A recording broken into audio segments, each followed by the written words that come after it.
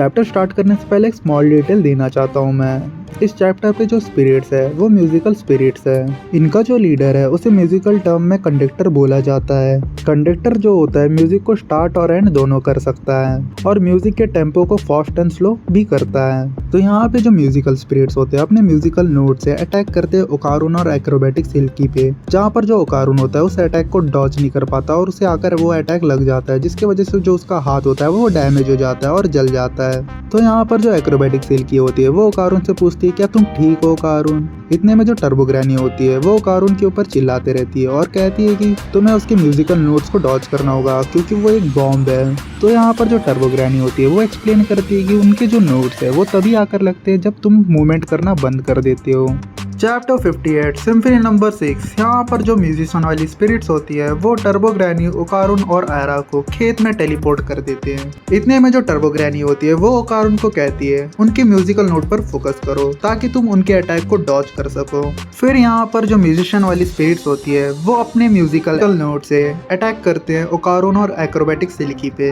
यहाँ पर जो एक्रोबेटिक सिल्की होती है वो अटैक को इजीली डॉज कर लेती है, बट जो उसके पैर होते हैं वो खेत में धंसना लग जाते हैं। इतने में जो कंडक्टर होता है वो अपने टेम्पो को इंक्रीज करता है ताकि उसके अटैक की स्पीड बढ़ जाए। फिर भी जो एक्रोबेटिक सिल्की होती है वो अटैक को इजीली डॉज कर लेती है, लेकिन यहाँ पर जो ओकारुन होता है वो अपनी जगह से मूव नहीं कर पाता है, जिसकी वजह से उसे म्यूजिकल नोट्स लग जाते हैं। ये चीज देखकर एक्रोबेटिक सिल्की को गुस्सा आ जाता है और वो म्यूजिकल स्पिरिट पे अटैक करने को जाती है। यहाँ पर हम देखते हैं जो ओकारुन होता है वो टर्बो ग्रैनी फॉर्म से नॉर्मल फॉर्म में आ जाता है और वो आयरा को फाइट करता हुआ देखकर कहता है वो कितनी इनक्रेडिबल है और मैं कुछ काम का भी नहीं हूँ। मुझे लगा था मैं इतने सारे एनिमी से लड़कर स्ट्रॉन्ग बन चुका हूँ, मैं फिर भी वीक हूँ। इतने में टर्बो ग्रैनी कहती है ओकारुन को तुम्हें उठकर लड़ना होगा और अपने रिदम पर ध्यान दो।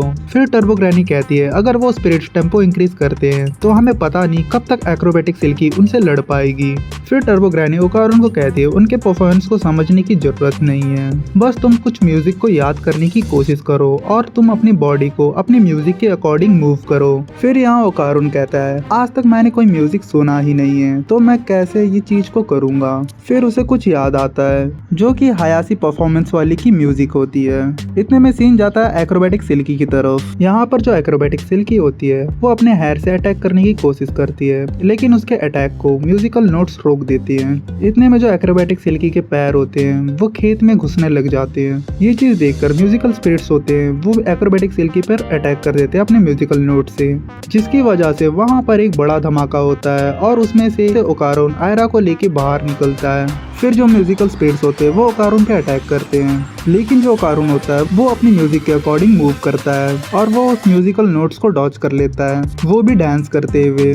इतने में सही मौका देखकर एक्रोबेटिक सिल्की अपने हेयर से उनके कंडक्टर को पकड़ लेती है और उसे किक मारती है। Chapter 59 symphony number 9। Acrobatic silky के किक के बाद जो बाकी 5 म्यूजिकल स्पिरिट्स होते हैं वो हवा से सीधा जमीन पर आ गिरते हैं। यहाँ पर एक्रोबेटिक सिल्की कहती है लगता है ये इनके कंडक्टर की वजह से उड़ रहे थे। इतने में फिर यहाँ टर्बो ग्रैनी कहती है जल्दी इन्हें खत्म करो। यहाँ पर एक्रोबेटिक सिल्की बोलती है मुझे ऑर्डर देना बंद करो यू हैरी बॉल। इतने में जो म्यूजिकल स्पिरिट्स होते हैं वो अपना बांग का यूज करते हैं। सिम्फनी नंबर 9 उनकी पावर्स की वजह से खेत होता है वो एक थिएटर हॉल में चेंज हो जाता है। ये चीज देखकर ओकारुन और आयरा शॉक हो जाते हैं। इतने में वहाँ की जो ऑडियंस होती है वो ओकारुन और आयरा पे अटैक करने को आ जाती है। फिर टर्बो ग्रैनी इन लोगों को कहती है इन पे ध्यान मत दो, ये लोग इल्यूजन है, तुम्हें उन म्यूजिशियन को खत्म करना है।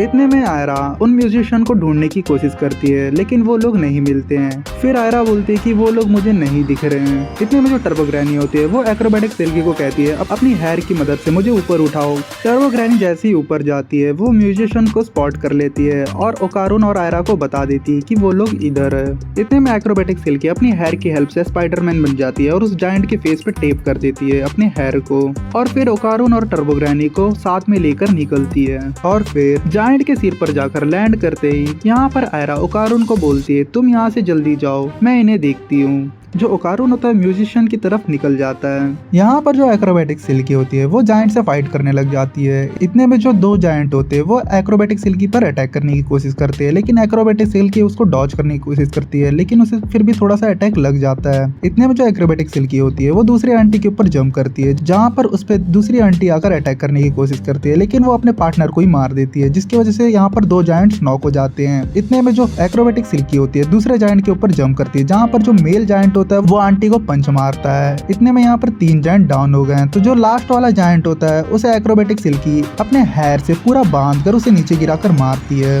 यहाँ सीन जाता है ओकारुन की तरफ, जहाँ पर ओकारुन म्यूजिकल नोट को डॉज करते रहता है। इतने में जो टर्बो ग्रैनी होती है वो ओकारुन को कहती है कि ये सिर्फ 5 लोग हैं, अगर तुम इन पर एक एक करके अटैक करोगे तो वो थोड़ा स्लो होगा, इसलिए तुम्हें एक बीट पर 5 नोट कंप्लीट करने होंगे। यहाँ पर टर्बो ग्रैनी का मतलब ये है कि ओकारुन को एक बीट पे 5 अटैक करने होंगे उन म्यूजिशियन वाले स्पिरिट्स पे, और ओकारुन ये चीज करके दिखाता है। Chapter 60 you can do it Okarun. Okarun जैसे उन म्यूजिकल स्पिरिट्स को हराता है, उन स्पिरिट का डोमेन एक्सपेंशन अपने आप खत्म हो जाता है, फिर जो बैकग्राउंड होता है वापस से नॉर्मल हो जाता है। इतने में जो ओकारुन होता है वो आयरा को पूछता है क्या तुम ठीक हो, तुम्हारी हेल्प की वजह से हमने उन स्पिरिट्स को हरा दिया। ये बात सुनकर आयरा बहुत खुश हो जाती है। इतने में जो टर्बो ग्रैनी होती है वो बोलती है कि ये सब मेरा लेसन है, तो तुम्हें मुझे थैंक यू बोलना चाहिए। तो यहाँ पर जो ओकारुन होता है वो टर्बो ग्रैनी को भी थैंक यू बोलता है। इतने में जो टर्बो ग्रैनी होती है वो बोलती है कि ज्यादा उड़ने की जरूरत नहीं है, तुमने अभी तक ज्यादा कुछ नहीं सीखा है, क्योंकि जो मेरे पावर्स है वो तुम्हारी सोच से ज्यादा बियॉन्ड है। इतने में जो आयरा होती है वो बोलती है कि ये लोग वापस से फोटो में चले गए।